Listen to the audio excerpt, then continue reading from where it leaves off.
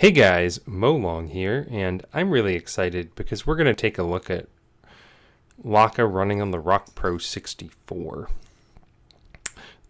I've got a ton of single board computers ranging from the Raspberry Pi 3B Plus and Raspberry Pi 4 to the Asus Tinkerboard. And by far one of my favorite single board computers that I've gotten my hands on is the RockPro64. This thing is just a really beefy and capable single board computer, and a lot of its capabilities derive from its Rockchip RK3399 hexacore system on a chip.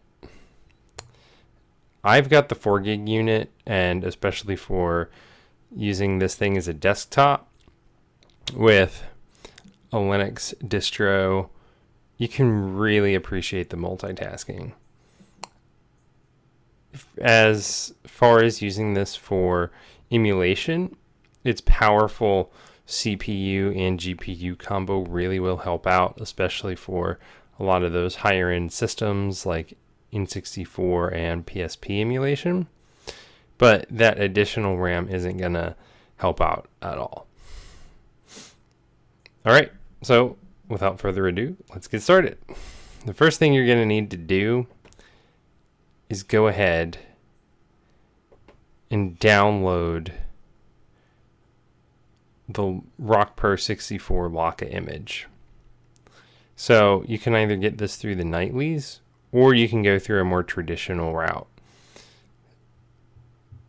So what you're going to need to do here is go to Get Laka, and then you'll be presented with a choice of your host PC. So I'm using a Windows PC, so I'm going to select Windows. But if you're using Mac OS or Linux, you'll select one of those.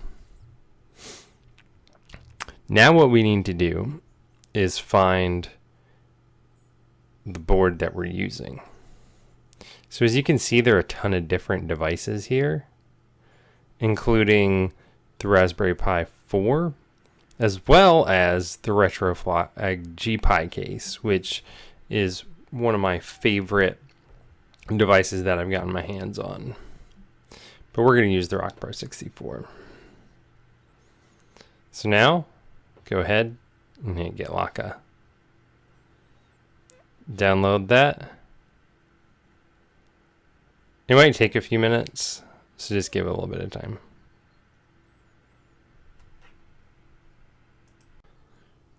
Now that we've downloaded our image, what we're going to need to do is go ahead and extract that image. So you have a couple different routes. If you go with the nightlies, you can download a tar file or an image.gz. If you go with the non-nightly, then you're going to go with that image.gz. So if you've got this GZ file, it's going to be a traditional image file that you'll mount to a micro SD card or eMMC module. If you went with the tar file, it's a noob's installation, so you'll just go ahead and extract that tar file and then drag and drop the files onto the root of your SD card. I'm going to go with this image file.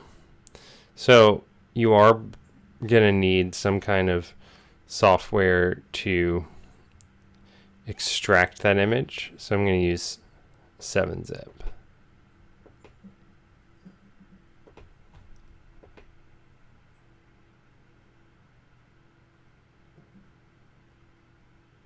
So I'm just going to right click, select extract here. And that's going to leave me with an image file. So to use that, I'm going to mount it to a micro SD card. And I'm going to use Etcher to do that.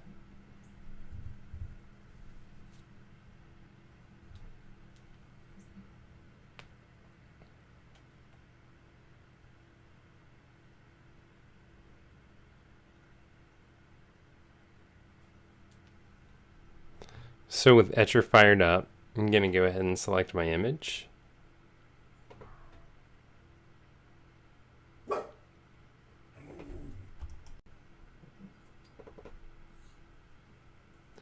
Now you need to make sure that the correct boot medium is selected. In this case, I'm using a 32 gig micro SD card, and I do recommend that you use at least a 16 gig eMMC module or micro SD card.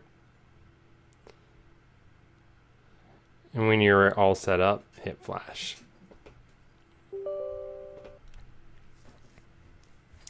You might need to give this a couple minutes to finish flashing, but when you're done, pop your micro SD card out, pop it into your RockPro64, and boot up into Laka.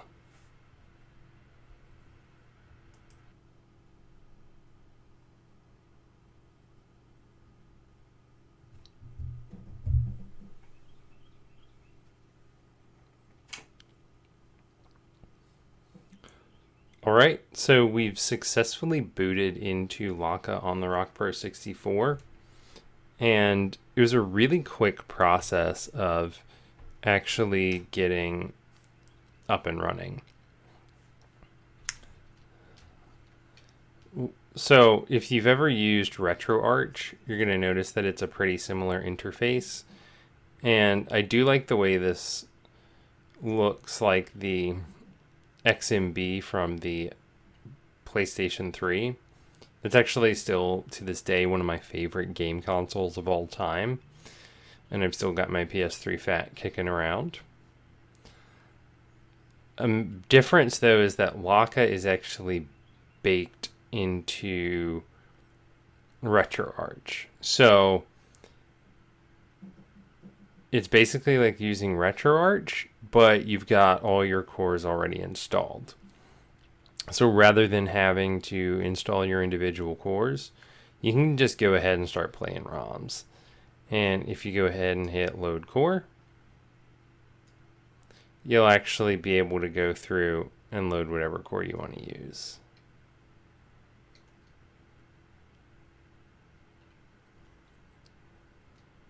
You can also go down here to load content, online updater, but the first thing you're probably going to want to do is go ahead and get connected to your Wi-Fi. You can also use Ethernet, but I'm just going to go ahead and use wireless. I am using a controller for all of this, and my controller did work out of the box. On the RockPro64 using Laka and with other Laka installations as well, I've had success with any controller that I've ever thrown at it. Right now I'm just using an iBuffalo Super Nintendo clone controller, but a wireless Xbox 360 controller and pretty much any other controller that you want to use should be fine. So go over to settings, scroll down to Wi-Fi.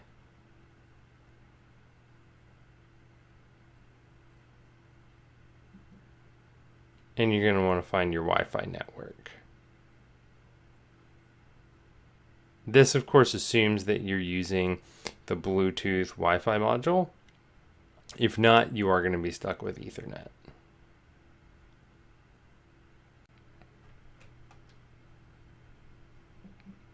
The next thing you're going to want to do is actually go ahead and add some ROMs. And I think the easiest way to do this is just run them off of a flash drive.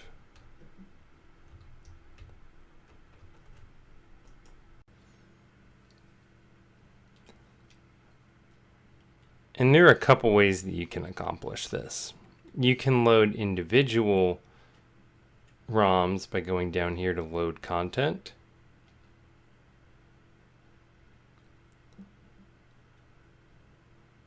And then searching for where your ROMs are stored.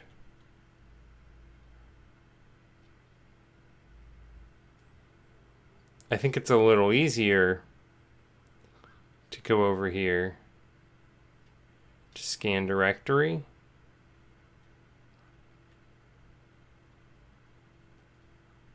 Select your drive, and in this case, I'm using a 256 gigabyte flash drive that holds my RetroPie mount folder.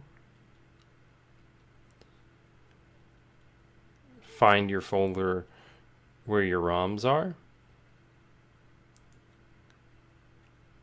and go ahead and import them. So I'm just going to load up some Atari ROMs. So once you've gotten down into the folder where your ROMs are stored, hit Scan Directory.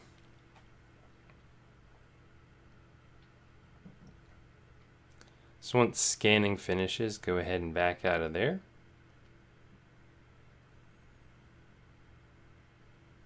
And now you should have a list of ROMs. And go ahead and perform that for every system that you want to import. I do want to take a look at some PSP emulation. That can be pretty hit or miss on a number of different single board computers, including the Raspberry Pi, even the Raspberry Pi 4, as well as the Asus Tinkerboard. And it's not perfect on the RockPro64, but it is really good and runs a lot better than most other single board computers.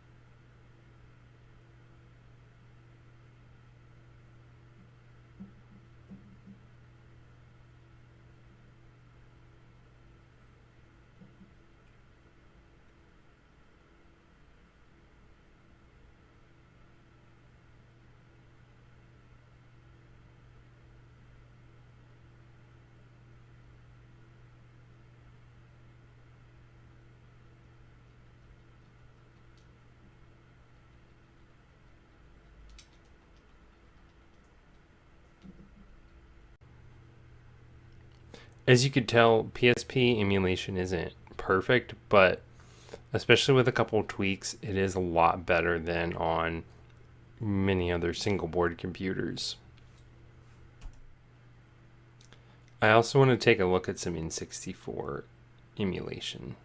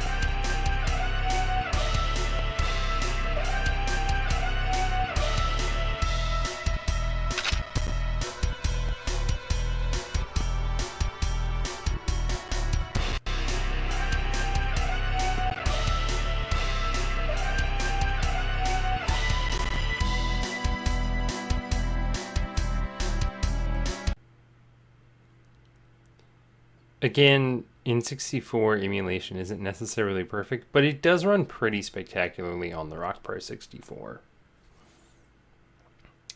There are a few minor complaints I have about Laka, but overall I do think it's one of my favorite retro gaming operating systems. So I love the fact that pretty much any gamepad will work out of the box with no button mapping. I appreciate its simplicity, and you can even load box art by going down to Online Updater and toggling on demand thumbnail downloads. And since I'm a junkie for box art, that's a feature that I really like to leave enabled. It's pretty easy to go ahead and import your ROMs. They import really quickly, and you have a number of different ways that you can actually load your ROMs, from adding a network share to running them off of the micro SD card that you've got installed, and even using a flash drive or external hard drive, which is my favorite method. I just think it's a lot easier. It would be nice to see some sort of feature for home theater PC use, such as Kodi integration, because I know that's a feature that I quite appreciate on my RetroPie, Recalbox, and Batocera installations. But overall, that's a pretty minor detail, because, you know, most people, including myself, probably have a ton of different streaming devices that they can use. But overall, Laka is awesome, and I think it's great for both new users as well as more seasoned users alike. It's incredibly user-friendly and arguably easier to use even than something like RetroPie or Recalbox. And I think the only difficulty could come in just the almost overwhelming number of settings that you can change on here, such as going under video. You can change a ton of different settings for all these different tweaks, but I really like it, and Laka is something that I'll continue to use on my RockPro64 as well as a number of other boards. Thanks for watching, guys, and keep on gaming out there.